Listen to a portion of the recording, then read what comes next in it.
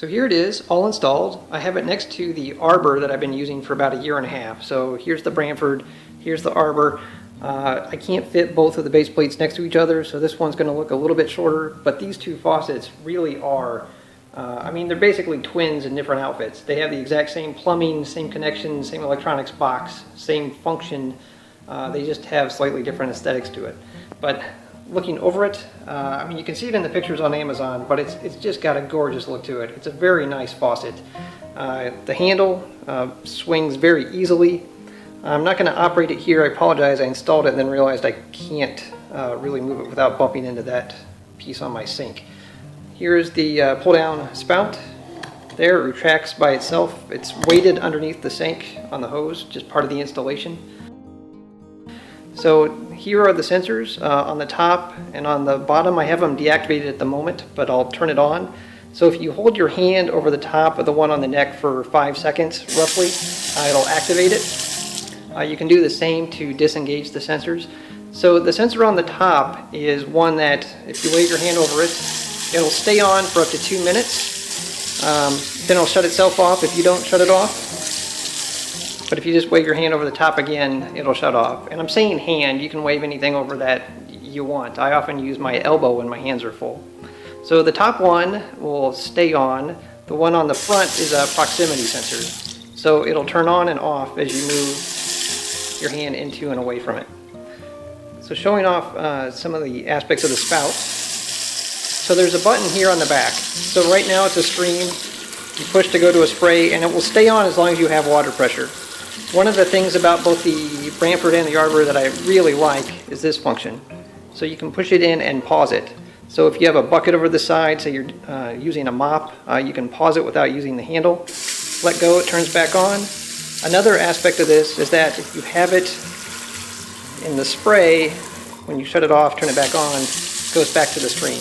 That's just because this button is held in place with the water pressure. So when the water turns off, it clicks back to its default state. So with the ones with the sensors don't move as far as these same models that don't have the sensors. They are locked in terms of going about plus or minus 45 degrees away from it. And you also have to mount the handle on the right hand side. It's just the way that they're set up because these will not swing any further than this. And now a quick look at that control box under your sink, just to show off. This is where you adjust the water temperature when you're using the sensors. So blue and red for hot and cold, and you just twist that dial to whatever temperature you want. And now look at what's in the box and some installation notes, because when you first open the box it can look pretty intimidating. So let me take it out of the box and show you what's there. Okay, so maybe this doesn't look less intimidating now that I look at it. So let me whip through it real quick, the different pieces, and then I'm going to talk about installation, just the different steps. So hopefully it'll make it seem less intimidating because it really isn't that difficult. This is the second one that I will have installed, and the first one wasn't too bad. So just going through the things here, instruction manual or installation manual, a pamphlet about the Motionsense sensors. This is just a tool to help you install these nuts for the under sink mounting hardware. This is a weight that goes onto the hose. It helps the spout retract. This is the optional 3-hole base, the main fixture here with the water lines and electrical cable here that goes to the sensors. This is the spout. Here is the electronics box that runs the sensors, has the solenoids that makes the water flow. Battery pack, batteries, very nice that they include those. And then some other hoses that you're going to attach. So to go through how everything goes together, so let's just get these out of the way. This is optional, so you don't have to use this, but you can if you have 3 holes or you just like the look. So you're going to put this in place. You're then going to thread these 3 water hoses and this electrical line down through it, and then secure this in place. So this is threaded. You're then going to put this under your sink and then screw this in place using this, and then all this is all secure. So now you have something that looks pretty much like a faucet in place just by threading this through a hole and then screwing that up. So the next step is the electronics box here. So this has places where you can mount it to a wall. You may want to leave it loose at first until you get some of the various hoses hooked up to make sure that you have it in a place under your sink where you can get everything routed, all the cords reach it, and everything set up, and then hard mount it into place. But once you're under the sink, so you're going to have these water hoses here, you're going to have an electronics box, it can get a little confusing, and Moen has done a very nice thing. So when you're underneath there, you can't see where everything's going, but these are all labeled, 1, 2, and 3. And then on the electronics box, they have 1, 2, and 3, and these are quick disconnect fixtures, so they just push right in. You take the plastic protective cap off and then push it right into place.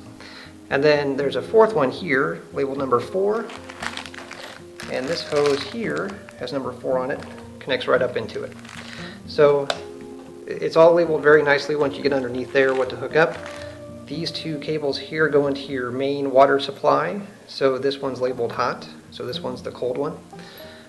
So then this hose here is what you connect. You just push this down through this hole, comes out the bottom here, so it's underneath your sink, and you connect it up with this hose. And then the side here is up here, and you just screw this into it. And then the battery pack hooks up right down in here, and this port here is where you connect this.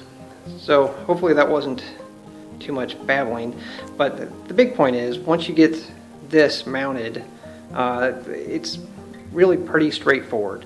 Everything is well labeled. You can hook it up. The biggest difference between this and any other faucet is finding a place to put this under your sink.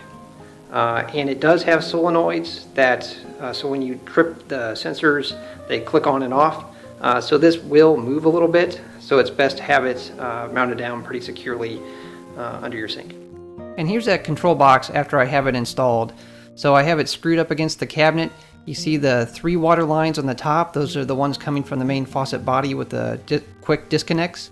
And then on the bottom of it, there's the 2 lines on either side that go to the hot and cold water lines. And then the number 4 hose connected there. And here's a close-up showing those 2 electrical cables, one from the battery pack and one from the sensors. And then the battery pack is just mounted on top, just to keep it in place.